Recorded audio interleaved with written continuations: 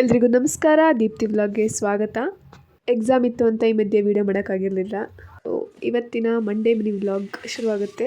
ಭಗವದ್ಗೀತೆ ಓದೋದ್ರಿಂದ ತುಂಬ ದಿನ ಆಗಿತ್ತು ಓದಿ ಅಂತ ಓದ್ತಾ ಇದ್ದೆ. ಅದನ್ನು ಓದಿ ಮುಗಿಸಿ ವಾಕಿಂಗ್ ಹೋಗೋಕ್ಕೆ ಅಂತ ಸೌಮ್ಯ ಕರೆಯೋಕ್ಕೆ ಅಂತ ಕೆಳಗಡೆ ಮನೆಗೆ ಬಂದೆ. ಸೌಮ್ಯ ಸ್ವಲ್ಪ ಬೆಳಕಾಗಿದೆ ಅಷ್ಟೇ. ಇನ್ನು ನಾನು ಸೌಮ್ಯ ವಾಕಿಂಗ್ ಹೊರಟ್ವಿ. ಮುಗಿಸ್ಕೊಂಬರೋಷ್ಟಕ್ಕೆ ಆಲ್ರೆಡಿ ಫುಲ್ ಬೆಳಕಾಗಿತ್ತು. ಟೆರೆಸಿಗೆ ಹೋಗಿ ಸ್ವಲ್ಪ ಯೋಗ ಮಾಡೋಣ ಅಂತ ಹೋದ್ವಿ. ಯೋಗ ಮೆಡಿಟೇಷನ್ ಎಲ್ಲ ಮುಗಿಸ್ಕೊಂಡು ಮತ್ತೆ ವಾಪಸ್ ಇಬ್ಬರು ಮನೆಗೆ ಹೋದ್ವಿ. ಅಮ್ಮ ಬೆಳಗ್ಗೆ ಎದ್ದು ಚಿತ್ರಾನ್ನ ಮಾಡೋದು ಅಂತ ಹೇಳಿತ್ತು. ಸೊ ಅದನ್ನ ಮಾಡಿಟ್ಟು ತುಳಸಿ ಕಷಾಯಕ್ಕೆ ರೆಡಿ ಮಾಡಿ ಆಮೇಲೆ ನಾನು ಬಾದಾಮಿ ಮತ್ತು ಗೋಡಂಬಿ ತಿನ್ನೋಣ ಅಂತ ಹೋದೆ. ಹುರಿದಿಟ್ಟಿದ್ರು ಅಮ್ಮ. ಸೊ ನಾನು ಗೋಡಂಬಿ ಬಾದಾಮಿ ತಿನ್ನೋದು ಇದೇ ಥರ. ಹಾಗೆ ಗಂಜಿಗೆ ಅಂತ ಅಕ್ಕಿ ನೆನೆಹಾಕಿದ್ರು ರಾತ್ರಿನೇ. ಅದನ್ನು ರುಬ್ಬಿ ಮಡಿಕೆಗೆ ಹಾಕಿ ಗಂಜಿಗೆ ಇಟ್ಟೆ. ಊರಿಂದ ಬರ್ಬೇಕಾದ್ರೆ ಅಜ್ಜಿ ಮನೇಲಿ ಒಬ್ಬಿಟ್ಟು ಮಾಡಿದ್ರು ಅಂತ ತೊಗೊಬಂದಿದ್ರು. ಸೊ ಅದನ್ನು ಬಿಸಿ ಮಾಡ್ತಿದ್ದೆ. ಊರಿಂದ ಕೆಲಸ ಮಾಡಿ ಬಂದು ಅಮ್ಮ ಸಾಕಾಗಿದ್ರು. ಅವರಿಂದ ಎದ್ದಿರಲಿಲ್ಲ. ಅಪ್ಪನ ಕಾಲೇಜಿಗೆ ಲೇಟ್ ಆಗುತ್ತೆ ಅಂತ ನಾನೇ ತಿಂಡಿ ರೆಡಿ ಮಾಡಿಬಿಟ್ಟು ಕೊಟ್ಟೆ.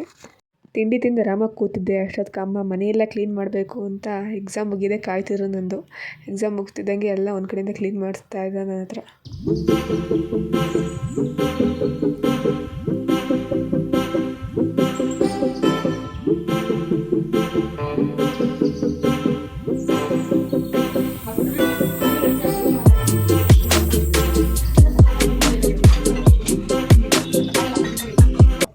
ಮನೆ ಕೆಲಸ ಎಲ್ಲ ಮುಗ್ದಿತ್ತು.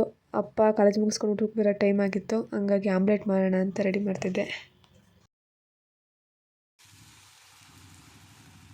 ಆಮ್ಲೆಟ್ ಬೇಯ್ತಿತ್ತು ಅಂತ ಹಿಂದೆ ತಿರುಗಿದೆ. ನೋಡಿದೆ ಪಾತ್ರೆ ಇತ್ತು. ನಾವು ಗೊತ್ತಲ್ಲ ಪಟ್ ಅಂತ ಮಾಯ ಮಾಡ್ತೀವಿ. ಮಧ್ಯಾಹ್ನದ ಊಟ ಮುಗಿಸಿ ಏನೋ ಕ್ರಾಫ್ಟ್ ಮಾಡ್ತಾ ಕೂತಿದ್ದೆ ವೇಸ್ಟೇಜಲ್ಲಿ.